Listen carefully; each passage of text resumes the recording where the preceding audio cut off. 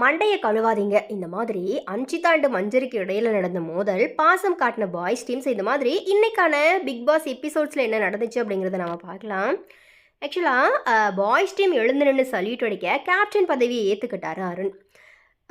எல்லாருமே சேர்ந்து பணியாற்றலாம், எந்த பிரச்சனைனாலுமே என்கிட்ட சொல்லுங்க, பாரபட்சம் இல்லாமல் செயல்படுவேன் அப்படிங்கிற மாதிரி ஓட்டு வாங்குற அரசியல் மாதிரியே டெம்ப்ளேட் பாணியில் பேசினார் அருண். விஷாலும் ஜெஃப்ரியும் இணைந்து போன வாரத்தினுடைய கதையை பாட்டா பாடினது அருமையாக இருந்துச்சு. இது போன்ற சுவாரஸ்யங்களை போட்டியாளர்கள் அப்பப்போ நிகழ்த்தலாம். பாடல் வரிகளில் ஜாக்லினையும் சௌந்தர்யாவையும் இவங்க கலாய்க்க, ஜாக்லின் மட்டும் அதுக்கப்புறமா லைட்டாக கோச்சிக்கிட்டாங்க. யார் எதிரணிக்கு போகிறது அப்படிங்கிற விவாதம் பார்த்தீங்கன்னா பெண்கள் டீமில் நடந்துச்சு. ஸோ சட்டசபை மாதிரி ஒரே கூச்சல் குழப்பம். அன்ஷிதாவோட பேரை சிலர் சொல்ல, என்னத்தை வந்து அப்படிங்கிற பாணியில் அவங்க பதிலளித்தாங்க. ஸோ அன்ஷிதாவுக்கு இந்த கேமை தொடர்வதில் விருப்பமே இல்லை. அர்ணவ் அவுட்டு, சுனிதா அவுட்டு, அதுக்கப்புறமா எதுக்காக நம்ம இங்கே இருக்கணும் அப்படிங்கிற ஒரு மோட்லையே பட்டும் படாமல் இருக்கிறாங்க. ஸோ பழைய போட்டியாளர்கள் புதிய போட்டியாளர்களை எதிர் வீட்டில் தள்ளுறதுக்கு முயற்சித்தாங்க. ஆனால் சுதாரிச்சுக்கிட்ட வைல்ட் கார்டு என்ட்ரிஸ் பார்த்தீங்கன்னா, சீனியர்கள் நீங்களே இப்படி பயந்தால் நாங்கள் என்ன பண்ண முடியும் அப்படிங்கிற மாதிரி டபாய்த்தாங்க.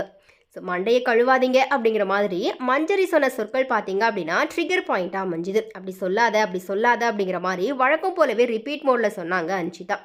விளைவு அவங்க தான் ஆண்கள் டீமுக்கு போக வேண்டியிருந்துச்சு. லெஸ் எமோஷன் மோர் ஸ்ட்ராட்டஜி அப்படிங்கிறது தான் பிக் பாஸோட பாடம். ஸோ டீம் தாண்டி இது இண்டிவிஜுவல் கேம், பார்த்து சூதானமாக இருங்க அப்படிங்கிற மாதிரி ரியாவுக்கு தனியாக அட்வைஸ் தந்துக்கிட்டு இருந்தாங்க மஞ்சரி.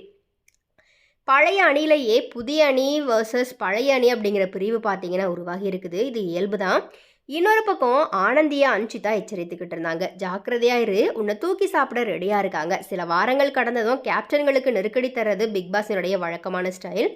ஆனால் அது அருண் வர வாரத்தில் தானே நடக்கணும். கேப்டனுக்கான அங்கியை அவர் எப்போதும் அணிந்திருக்கணுமா. அந்த அங்கிக்கு பின்னால் பார்த்தீங்க அப்படின்னா 5 ரோப் இருக்குமா.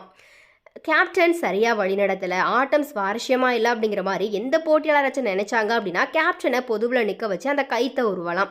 இப்படி 5 கயிறுகளையுமே கேப்டன் இழந்தாரு அப்படின்னா அவருடைய பதவி பறிபோகுமா. அதாவது ட்ரௌசரை உருவுறதுன்றது இதுதான் போல். இதே மாதிரியான வசதியை அரசியல்வாதிகளுக்குமே வச்சா நல்லாயிருக்கும், ஆமாம் தானே. எனிவே பெண்கள் டீமுக்கு ராயன் அனுப்பலாம் அப்படிங்கிற மாதிரி பாய்ஸ் டீம் பார்த்தீங்கன்னா போன வாரமே முடிவு பண்ணி வச்சுட்டாங்க. ஸோ பெண்கள் டீமில் தான் வழக்கம் போல் குடிமைப்பிடி சண்டை. ராயனும் அன்ஷிதாவும் இடமாறினாங்க.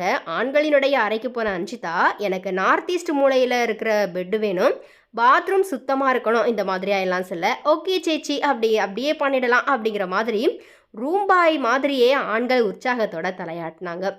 இந்த சமயத்தில் அன்ஷிதா சொன்ன ஒரு விஷயம் பாராட்டத்தக்கது. எனக்கு தனி பெட்டு வேணும்னு அவசியம் இல்லை, பாய்ஸ் யாராச்சும் படுத்துக்கலாம், எனக்கு ஒரு அண்ணன் இருக்குது, அந்த மாதிரி உங்கள் மேலே எனக்கு நம்பிக்கை இருக்குது அப்படிங்கிற மாதிரி அவங்க சொன்னது உண்மையிலேயே ஸ்போர்ட்டிவான ஒரு விஷயமா இருந்துச்சு.